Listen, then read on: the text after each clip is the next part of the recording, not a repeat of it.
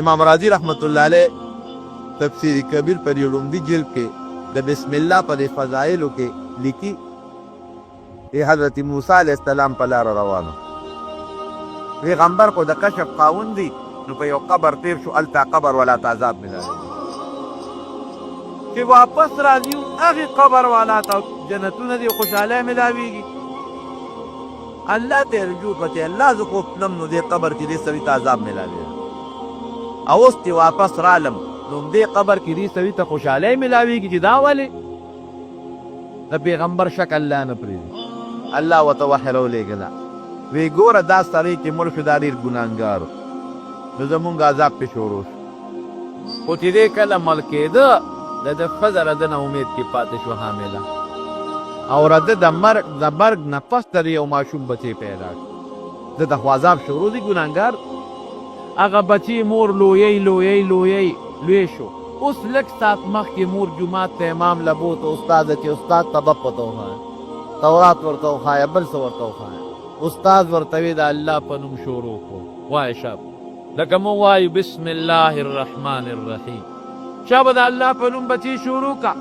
بچی وی د الله په نوم شروع کو بسم الله الله وی ماله حیا راله چې د کوم سړي ته عذاب په قبر کې ملاویږي د هغه نه پیدا بچی زما نوم اخلي او زه د پلار له عذاب ورکم فرشتو ته مې حکم وکړ چې عذاب پې بند کړي بچی زما نوم اخلي ده نه پیدا زما نوم اخلي او د جنت خوشحاله ورته شروع کړي نو چې بچی صرف د الله نوم اخلي او په پلار الله عذاب بندوي نو چې بچی حافظ دی او د قرآن شریف دور کوي پلار سره به څه کوي بچی عالم دی حدیث لولي بچی عالم دی هغه د قرآن تفسیر خلکو ته لولي او بچی نیک دی ټول ذکر او درود شریف کوي او پلار یې قبر کې پروت دی پلار ته به څونه فایده مولانا اشرف علي تھانوي رحمت الله علیه یو واقع لیکلې ده لطیفه ده خو ډېره د عبرت لطیفه ده او مولانا اشرف علي تھانوي رحمت الله علیه خو ډېر بزرګ تېر شوی مجددو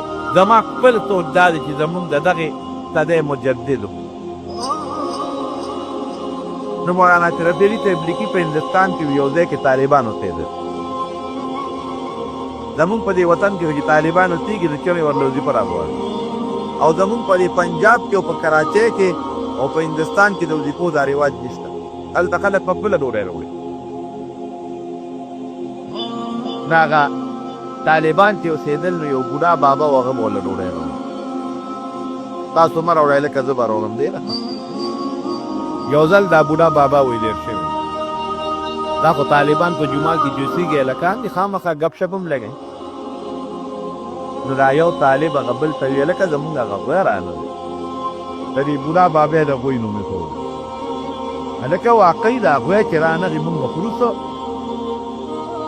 دې کې دا بابا چې ته اودسماتي ته یا استنجا ته یا غسلخانه کې دار ته یې واورېده سر یې روچت کې طالبانو خدای م بېخوبه زه دله په سپینه ږیره ډوډۍ راوړم او تاسو ما په ما د غوی نوم ایښودی دی او ګناه ته که نه د مشر خو به ادب احترام کوي شرمېږي هم نه بېحیا او قسم دي که د نن نفس مې دله یو نوری ډوډۍ هم راوړم دی خدای م بېخوبه طالبان هم غریبانان پریشانه کړي موږ خو ګپ شپ لګاو بار سات لار واورېده بابا کور ته لاړ چې کور ته لاړ اوده شو ښځې ته یې فریاد وکړ ښځې ګوره طالبانو خو په ما د غوی نوم ایښودی ته هم دقسې ښې ښه کله وایي دا تور باټینګن دی او کله وایي دا خوینده کچالان دي او څه شی یې وله راکړي او طالبان دي هم دقسې ښې چې در باندې د پاسه ها بهر کې اوده شو بابا چې اوده شو خوب ویني په خوب کې اوس د حشر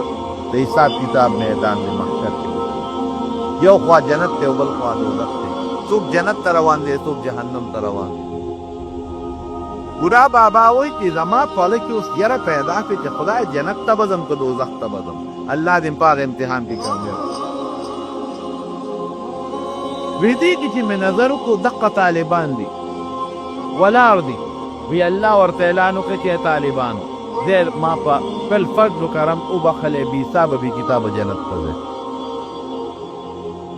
طالبان جنت ته روان وی هلکې سوچ کوم چې اواز وله ورکړم چې طالبانو ما هم ځان سره بوځي ټول عمر ډوډۍ مې دله راوړې بیا لکه تورتون کې بابا بیګا پورې په ناره تېره کړې هسې نه چې زه آواز ورکړم او دوی خدای پاک ته وایي چې خدای بیګا را باندې ناره تېره کړې ده او ور ګزار کړ ګلنګ ته بیا به څه کېږي وی په دې ششو پنج کې یو طالب شاته وکتل وی هغه نورو ملګرو ته یې چې هلکه مونږ خو جنت ته روان یو هغوی خو ما هغه دې شاته پاتې شو غوی رانه پاتې شو وی هغه بل چې چاته وکتل وی ما له اواز راکړه چې شا به غوی رامنډه کړه وی چې خپه مې واخېسته راویښ شو چې راویښ شو تاریخ وویلې د طالبانو مرتبه خو ورته معلومه شوه ښه یې ته ویله ښه دې پاس خوب یې په دا نیمه شپه کې راپاڅول ما ته خو د طالبانو مرتبه نه وه معلومه په دې خپلو سترګو مې ولیدل قسم دې دا خو ډېر پاکان خلک دي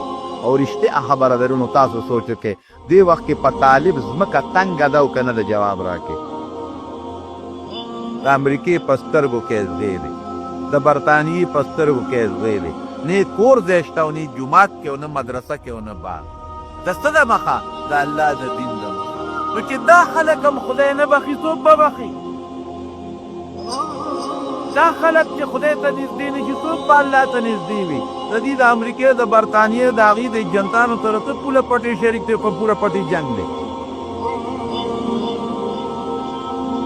نه په پوله جنګ شته او نه په پټې جنګ شته او نه په پیسه جنګ شته جنګ په صرف او صرف د الله په دین هلکه د الله دین نو د الله دین منل پکار څه ګناه پکې شته د الله په دین کې په خبره ده که چې قرآن او سنت په دې وطن کې نافظ کړي نو دا ټول هر څه به امن شي مفتو کې افغانستان تباه او برباد دا هغه ځای نه بانې یې جوړې کړې په ورته یې سنتر حملې شو دو شو هېڅ هم نه دي شوي مفتو کې بدنامي جوړه کړه د افغانستان ښایسته ښکلې باغچه وه د دین او د ایمان او د اسلامي نظام هغې تس نس کړله عراق ته وګوره څونه ظلم یې وکړ او په مسلمانانو میچنې ګرځئ او زمونږ مشران حکمرانان د هغې جنتان دي که خدای پاک یو مل ته ور ورسونه کړي ظالمان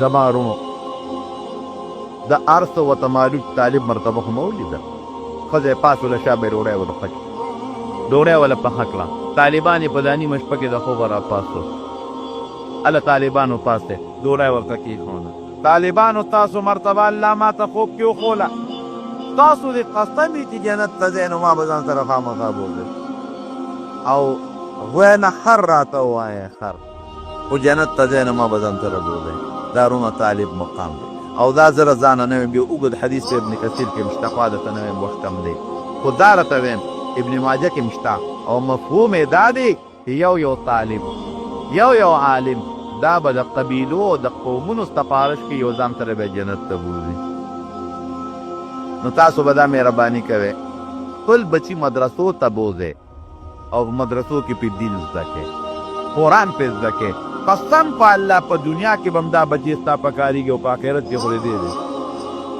او که بچي دیني یا لوی وي نو دیني مدرسو سره امداد وکړئ امداد دا مدرسې خواصې نه چلېږي او مونږ خدای ته سجدې لګو او مونځ کوو الله اکبر وایو او د خپل ښکلي پیغمبر مبارک شریف وایو اللهم صل او تسبیح لو دا هم د چا نه زده کړي دي دا مو په خپلو جوماتونو کې د خپلو امامانو او د مولیانو او عالمانو نه زده کړي دي او هغوی د هر څه کوم ځای زده کړي دي په دغه مدرسو نو تاسو راته څه ووایئ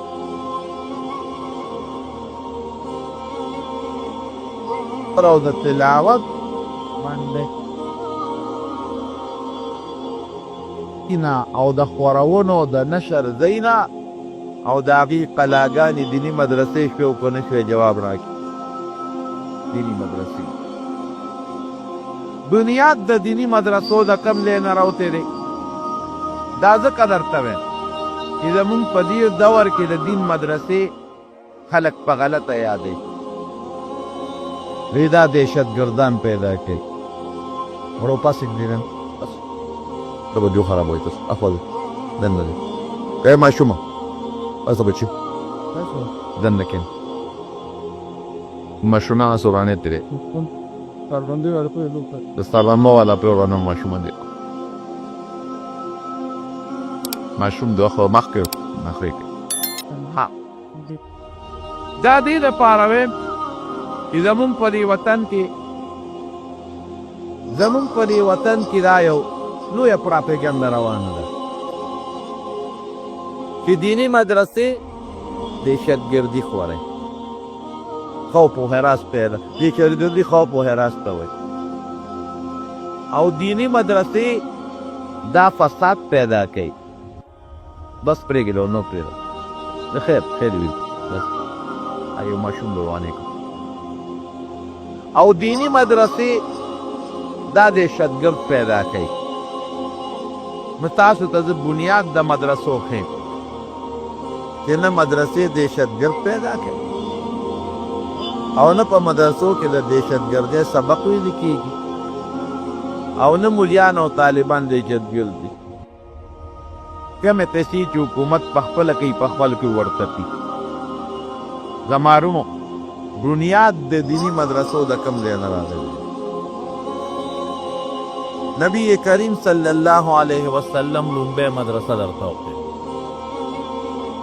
غار حرا کې چې کله نبی علیه السلام مبارک پناستو، بخاري شریف کې حدیث دی، او ځان له به خپل عبادت کو په تنهایۍ کې، لا نبوت نه دی راغلی. نو حضرت جبریل علیه السلام راغی. نبی کریم صلی الله علیه وسلم یې پاسو، ورسره ګڼ صحابه کرام دي، او د حضور پاک مبارک د سینې اپریشن یې وکړ. سینې ورته دلته وفلوله او زړه مبارک اعتبار راوویسته.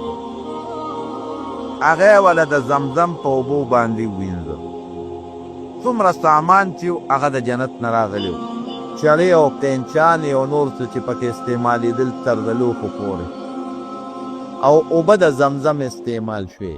نو زمونږ علما د دې نه دا معلوموي چې د زمزم د اوبو نه قیمتي اوبه په جنتونو کې نشته. که د زمزم د اوبو نه قیمتي اوبه نورې وي، نو چې سامان د اپریشن د جنت نه راته، نو د زمزم اوبه هم د جنت نه راوړي. اوبه د انځلې هغې د جنت نه راونړي او د زمزم اوبه استعمال کړي. دا 4 کرته د نبی علیه السلام د اپریشن شوی دی. دا 3 اپریشن. بیا ورته په سینه مبارکه لاس راښکل. نی نبی علیه السلام په درد خبر شو، نی په کوک خبر شو، نه تی وینه وبیده او نه څه تکلیف. او چې څومره غږونه و، نبی علیه السلام فرمایي یو غټه خانک و ورسره د نور او د علم او د ایمان نه ډک.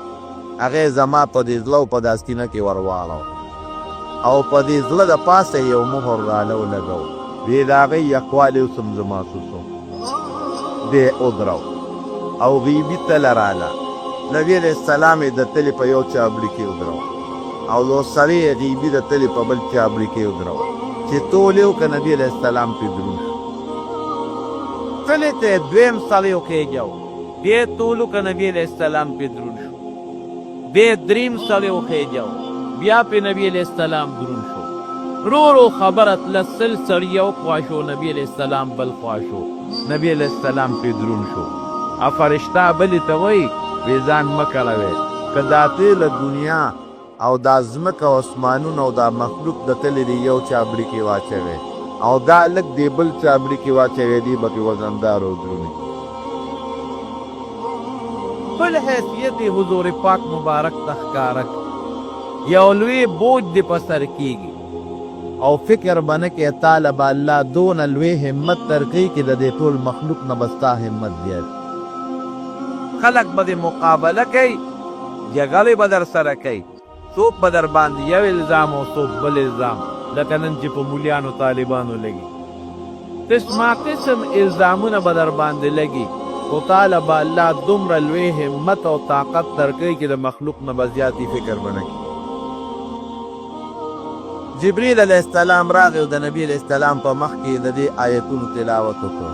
لومبې ورته وایي اقرا ولوله. حضور پاک مبارک فرمایي ما انا بقارئ، زه خو لوستل نشم کولی. بیا ورته وایي اقرا ولوله. یا ورته فرمایي زه لوستل نشم کولی، نه مې مدرسه کې سبق ویلی دی او نه یونیورسټي او نه کالج. په درېیم ځل ورته بیا فرمایي اقرا ولوله. درې ځله یې ورته اقرا وویل او درې ځله یې ځان ته راترغاړه باسه او نبي علیه السلام له به یې زور ورکړ.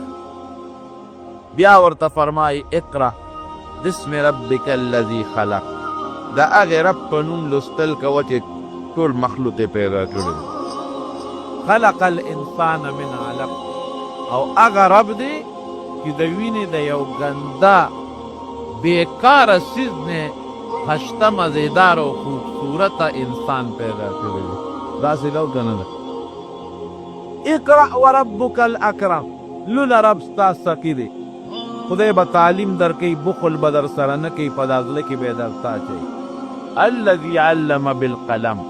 د یو جاندار شي د قلم په ذریعه خلکو ته علم ښوولی دی، نو ستا په ذریعه به ولې نه ښایي. علم الانسان ما لم یعلم. انسان ته هغه څیزونه چې د ده په عقل او دماغ کې نه راتل الله وښول. لکه د مور نه چې پیدا شي د مور سینې ته خلولي او پی ترې راکاږي. دا سبق یې کوم سکول کې ویلی دی؟ یا غوا نه چې بچی پیدا شي په هغه څلورو شپو دې منډې وی دی په کومه یونیورسټي او کالج کې سبق ووی، او بیا د مور غولان د خلولي او پی ترې راکاږي. دا چل یې کوم ځای زده کړ؟ دا ورته الله وښول. انسان ته هغه څیزونه وښول چې د چا عقل او دماغ کې مغه نه تېرېږي. د دې آیتونو تلاوت حضور پاک مبارک ته وکړو جبریل علیه السلام تلا. زما ورونو د دغه مدرسې نوم څو غار حرا، او یو ډېر لوی غر دی جبل نور ورته وایي. د هغې په سر کې دا غار دی. 1 کیلومتر سخت مزل دی، ورته بره به کېږي او راکوزېږي به. نو زمونږ د مدرسو بنیاد د اقرأ بسم ربک الذي خلق د دې آیتونو نه په غار حرا کې وشو. دې ځای کې ولې الله قرآن شریف نازل کړ؟ د بیت الله په خوا کې ولې نه نازلېده؟ د صفا او د مروه په غونډۍ ولې نه نازلېده؟ مقام ابراهیم سره ولې نه نازلېده؟ د حجر اسود په خوا کې ولې نه نازلېده؟ حتوین کې ولې نه نازلېده؟ په مکه مکرمه کې خو ډېر برکتي ځای نه. الله دې مخلوق ته خپل قدرت ښکاره کوي. زموږ علما په ډېرې وجې ذکر کوي، خو لوی او مضبوطه وجه دا ده چې الله دې خپل مخلوق ته خپل قدرت ښکاره کوي چې ای بنده د دین په اشاعت کې د قرآن او د سنتو او د دینی تعلیم په اشاعت کې که زه وغواړم نو د بلډینګ ضرورت ته پکې ضرورت نه محسوسوم. ټیک ده که بلډینګ یې ډېره ښه خبره ده، پیدا به ډېرې، بیا به باران کې هم سبق ښایي، پنور کې به هم سبق ښایي، طالبانو ته به هم اسانئ، استادانو ته به هم اسانئ. خو دا به نه وی چې د مدرسه نشته، ګنې د دین اشاعت به نه کوم، درس به نه کوم. الله وی چې زه وغواړم د دې غار حرا غوندې یو رکوبې غار نه د قرآن شریف رڼا د دنیا ګوټ ګوټ ته هم رسولی شي. نه هلته بلډینګ و په غار حرا کې، او نه دارالاقامه او هاسټل شته، او نه لنګر او نه چندې شته. الله چې وغواړي کولی شي که نه شي کولی. دا لومړۍ مدرسه د قرآن شریف. ورو هغې نه پس نبي علیه السلام راغی 3 کاله حضور پاک مبارک ته نور ادر نو 3 کاله به الله یادو. 3 کاله پس بیا غار حرا ته لاړ. دا هغه ځای نه راکوز شو چې کور ته راته فرمایي وي هغه فرشته چې مخکې مې لیدې وه، وی یو غرض مې واورېده، وی چې سر مبارک مې چت که نو هغه فرشته ده په یو کورسۍ باندې ناسته ده، او د وزرو نه د اسمان دا غاړې ډکې دي، او دومره خشته خوبصورته وزرې کې د دنیا هر قسمه رنګ پکې وي. وی بیا ویرېدم خولې رانو بیدې. کور ته راغی. حضرت خدیجې رضی الله عنها ته فرمایي دستې رونی هلې څادر را باندې واچوي. ځان یې پټ کدی کې فرشته خواله راورسېده. یا ایها المدثر قم فانذر وربک فکبر وثیابک فطهر والرجز فهجر. اے صادر اغوستونکي پاس، باس د نن نه پس ته د الله رسول او د الله پیغامات به دې خلکو ته رسې. خدیجه رضی الله عنها ته دعوت ورکړه په ښځو کې په پیغلو ښځو کې بالغانو کې لومبی هغه مسلمانه شو. حضرت ابوبکر صدیق ته دعوت ورکړه په سړو کې لومبی په بالغانو کې الله هغه مسلمان کړ. حضرت علی صاحب ته دعوت ورکړه په هلکانو نابالغو کې لومبی هغه الله مسلمان کړ. او زید ابن حارثه ته دعوت ورکړه په غلامانو کې لومبی الله دې مسلمان کړ. لومبی مدرسه غار حرا شو. نبی علیہ السلام مبارک د دې نه پس په یو رکوټي غوندې کور کې دیره شو. د صفا د غونډۍ سره خوا کې دار ارقم به یې ورته وي. دا یو صحابي دی حضرت ارقم رضی الله عنه د هغه کور او څمده مخکې د هغه کور په ځای یو دروازه وه. په هغه دروازه باندې به یې لیکلي و باب دار الارقم. د صفا د طرف نه تقریبا لومبۍ یا درېیمه دروازه وه. اوس یې د صفا او د مروه په منځ کې توسیع وکړه، هغه دروازه ختمه شو. او د تاریخ په نظر دومره رکوټې کور و چې تقریبا یا 15 یا 4 او یا 6 مرلې. د هغې کې حضور پاک مبارک د مدرسې بنیاد کېښود. خلک به راتلل چاته به ایمان خاو الله یو دی، د بوتان عبادت مه کوئ او زه د الله پیغمبر یم. الله ماله یو هدایت راکړی دی او تاسو ته یې رالیږلی. زما خبره ومنئ، دا تعلیمات یې خلکو له ورکړو. دویمه مدرسه دار ارقم شروع یو کوټینې غوندې کور، هم پکې صحابي اوسېده، هم پکې د هغه ښځه اوسېده، هم پکې د هغه بچي اوسېدل، او هم پکې حضور پاک مبارک د کافرو نه پټ رکوټې غوندې کور کې ناست دی او د دین اشاعت کوي، خلکو ته قرآن ښیي، خلکو ته دین ښایي، خلکو ته ښایسته ښکلې عقیده کوي. دا دویمه مدرسه شوه. حضرت عمر فاروق رضی الله عنه دقه ځای مسلمان شو. حضرت حمزه رضی الله عنه غوندې شخصیت دقه هلته مسلمان شو. دا په مکه کې دویمه مدرسه. صحابه کرام چې کله تنګ شو نو حضور پاک مبارک یو ډله ولېږله مدینې شریفې ته. د مدینې منورې خلک راغلي وو په 10مه هجرې، او په مینا کې چې دا خلک غټ شیطان ورته وایي جمع عقبه، دغه ځای کې یو غونډۍ وه. دا غونډۍ لاندې 10-6 کسانو نبي علیه السلام دعوت ورکړه الله مسلمانانو. ورپسې بیا په 12مه هجرې 12 کسان رالل، هغوی ته دعوت ورکړه، هغه هم خدای مسلمانان کړل. په 14مه هجري نه نبوي، په 14 د نبوت نبوي 72 کسان رالل، نبي علیه السلام ولا دعوت ورکړه، هغه هم رب العالمین مسلمانان کړل. نبی علیه السلام هدایات ورکړل چې په مدینه منوره کې دا ما کوم قرآن درته وښو، کوم څیزونه مې درته وښول، دا خلکو ته رسوئ. هلته درېیمه مدرسه جوړه شوه. د چا په ځای کې د یو صحابي په کور کې چې د هغه نوم و اسعد ابن زراره رضی الله عنه. بیا نه بلډینګ شته، نه هاسټل او دارالاقامه شته، او نه لنګر شته. یو صحابي دی او د هغه کور دی، دین پکې چلېږي. صحابه راځي رو رو مسلماني، بل دویم راځي مسلماني. په مدینه شریفه کې یو غوغا جوړه شوه. هلکه د بار نه خلک راغلي دي او زمونږ د پلار نیکه دین بدلی او نوي دین خوری. یو میټنګ جوړ شو، لوی میټنګ، او د مدینې منورې چې څومره ملکان او څومره غټ غټ خلک چودریان او خانان دا ټول پکې کېناستل. دارې بني ساعده د هغوی د مشورې ځای و، ټول لا جمع شو. هلکه د بار نه خلک راغلي دي د مکې نه، او زمونږ د پلار نیکه دین بدلی او نوې خبرې کوي. مخنیوی یې پکار دی ګورې په وخت، او که اوس یې مخنیوي ونه کړي دا به زیات چې خواره به شي، بیا به څه کوو. یو نوجوان پاڅېد، اسید ابن حضیر. هغه وی زه به ورشم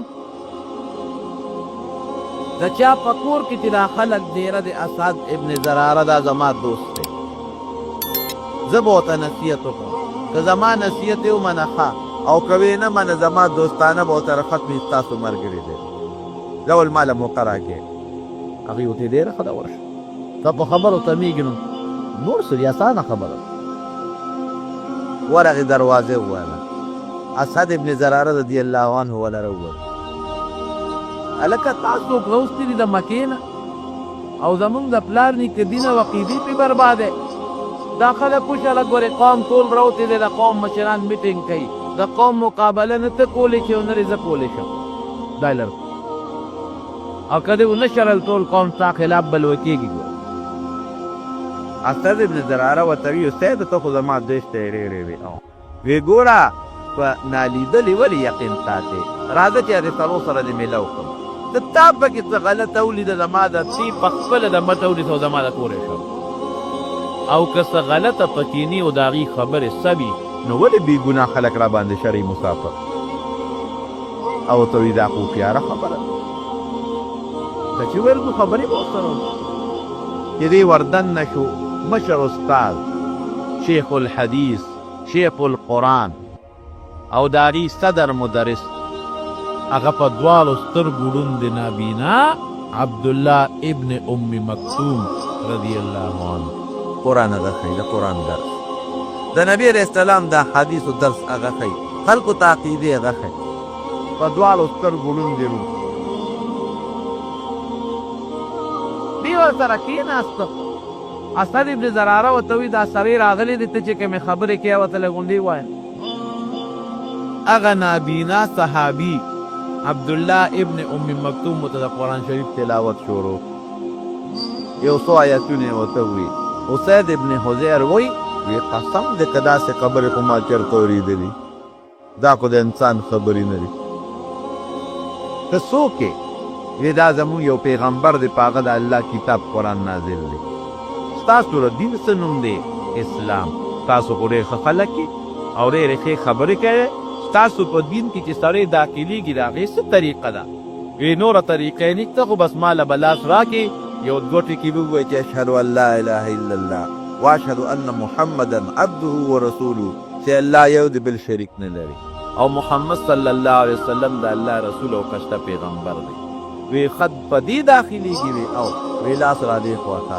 لاس یې ورکړه هغه اسید ابن حضیر پروردګار مسلمان قوم خو په تمه دی چې سړی به څه پیغام راوړي بس په دروازه و دی وی ای قومه خو ډېر ښه خلک دی هغې سره خو زما خبرې ترې شو هغه د شرلو خلک نه دی او د هغې اصلي سوچه دین دی او د وی پیغمبر هغه دی چې یهودیان مونږ ته وایي چې د آخر زمانې پیغمبر به راځي او زه خو د هغوی ملګری شوم سلام علیکم قوم وی هلکې که نه پوه نه شوې نوجوان مې دوکې کړي بل یو مشر و پکې سعد ابن عباده دا د خزرج قبیلې سردار و